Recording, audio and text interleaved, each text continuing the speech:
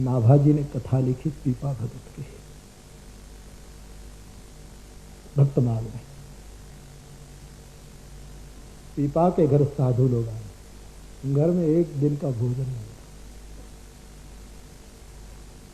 सम्मान किया, जलपान, बाबा बैठो, मेरा बड़भाग, मेरे घर भगवान आ गए।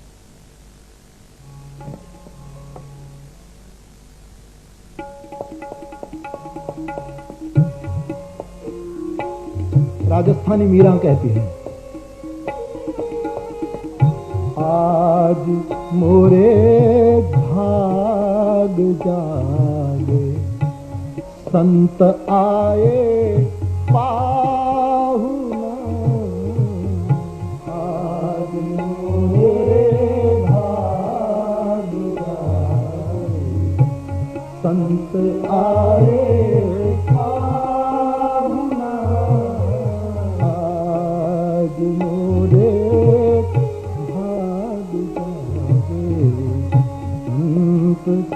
आए पाहुना, आज मोरे भाग जागे, संत आए पाहुना। 20-25 महात्मा की मंडली थी, घर में कुछ नहीं, पीपा भगत थे।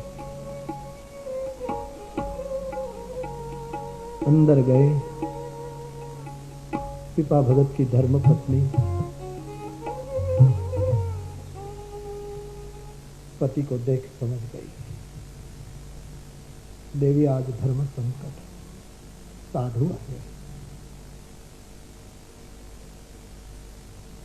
सीधा सामग्री तो है नहीं, देखिए मुल्क, देश देखिए, महानता देखिए राष्ट्र की। क्या पत्नी ने कहा, आप जानते हैं मुझे बोलने में संकोच होता है, लेकिन कहूं, बोलो। आपको भी पता है कि गांव का जो नगर शेठ है ना, वो मुझ पर मोहित है। बड़ी खूबसूरत थी उसकी पत्नी, तो वो चाहता है कि मैं उनका संग में रहूं, मुझे ले चलो वहां, मुझे उनके घर छोड़कर मेरे बदले में साधु के भोजन का सामग्री ले आओ और साधुओं का भोजन का। इस देश के उपनिषदों ने आचार्य देवो भव, अतिथि देवो भव, जीवित को हमने देव माना है, स्वर्ग में रहे उनको पूजा है, लेकिन जीवित है उनका आचरण किया है हमने, इनके कदम पद नक्श पर चले हैं, इनके पीछे पीछे चले हैं। एक क्षण के लिए तो पीपा भगत जरा हो क्या कर, बोले फिक्र मत करो, उसे नहीं कर। एक पत्नी अपने पति को कह रही, साधुओं के सम्मान से नेत्र भर गए पुरुष के, धन्य अमदेशनी वो आर्य रमणी, अमर छे इतिहास में ये नारी रत्न का ये देश। ठीक है, तुमने मुझे बल दिया, बचा लिया, धन्य देवी, चलो। बोले नहीं, ऐसे नहीं, तो मेरे पैरों में मेहंदी लगाओ, अब जाना ही है तो उसको पूर्ण राजी कर दो, मेहंदी लगाओ। पीपा भगत पत्नी के पैरों में मेहंदी लगाया, हाथ पैरों में मेहंदी लगाई, श्रृंगार पीपा ने अपनी पत्नी को किया, कीमती वस्त्र जो बचाए रखे थे पहले। वर्षा ऋतु का समय था, बहुत बारिश गिरी थी, कीचड़ हो गया था, पूरा रास्ता कीचड़। बोले अब मैं जाऊं? अब पीपा बोलता है कि मेहंदी लगी है और कीचड़ में जाओगी तो मेहंदी का रंग बिगड़, मेरे कंधे पर चढ़ जाओ, मैं तुझे छोड़ दूं। ऐसी एक एक प्रसंग देखिए राष्ट्र का।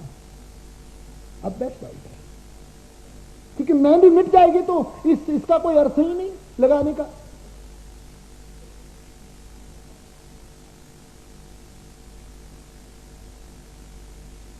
पीपा भगत के कंधे पर उनकी धर्म पत्नी विराजित हुई। वर्षा के दिन थोड़ी वर्षा हो ही रही थी। पहुंचते हैं, मध्यरात्रि का समय करीब करीब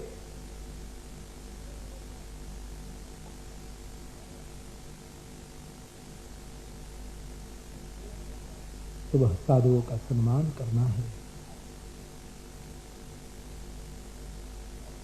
नगर सेठ की हवेली के द्वार पर खड़े रहे और पत्नी को उतार, पत्नी पीपा भगत को प्रणाम कर, माफ करना, धन्य है देवी, जाओ। पीपा भगत वहीं खड़े रहा। जाती है, दरवाजा खटखटा, कौन? मैं पीपा भगत की पत्नी, आपको मिलने आया। आप? चाहता था नगर सेठ।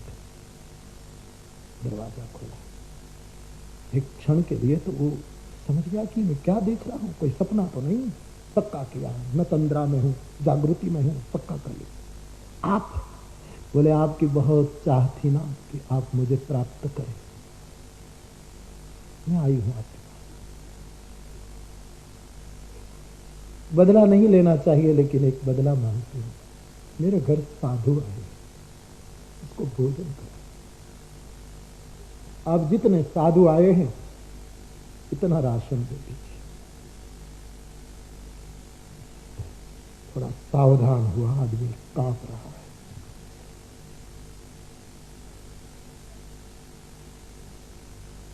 नख शिख देखा,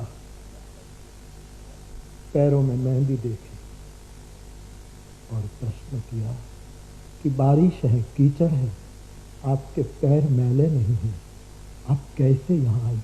बोले भगत मुझे कंधे पर बिठाकर छोड़ने आए। पीपा भगत, इतनी मुलाकात में तो चेतना बदल गई। सत्य का संग देखो मेरे भाई, पूरी वृत्तियां बदल गई। पानी पानी, आदमी एकदम ढीला हो गया, रो पड़ा कि मैं क्या करने जा रहा। देवी मुझे माफ करना, तू मेरी मां, मेरा पिता कहां है, मेरा बाप कहां है? बोले नीचे खड़ा है।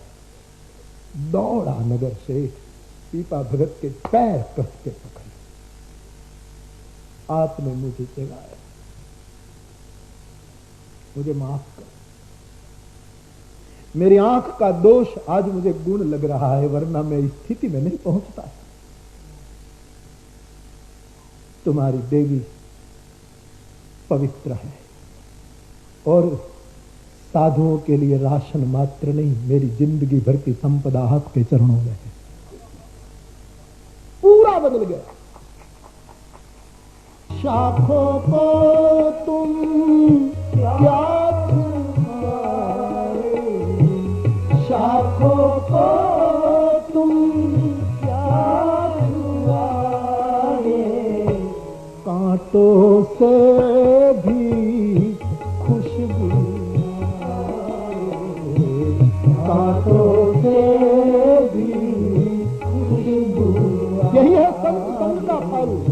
भूलना चाहो, भूलना, हे हरि, हे प्रभु, भूलना चाहो, भूल न पाऊं, भूल न चाहूं, लेकिन भूल न पाऊं, भूल न चाहूं, भूल न पाऊं।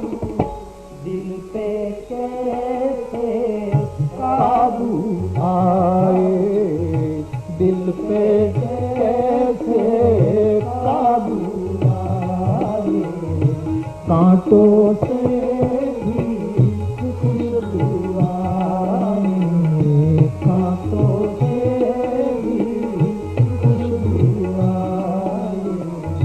सत्संग की ये महिमा, चरण में पड़ गया नगर शेठ भगत राज को, पूरी संपदा आपकी है। अरे साधु को कभी कभी जो भोजन नहीं, सभी लोग के लिए लंगर लगा दो बाबा। कोई भी आए, न कोई जात, न कोई पात, न कोई वर्ण, न कोई भी आकर तुम्हारी पंगत में भोजन करने लंगर लगा दो। साधु को सेवा में लज्जा कैसे, राम नाम में लज्जा कैसी, और पीड़ितों के उठाने में लज्जा कैसी। गायक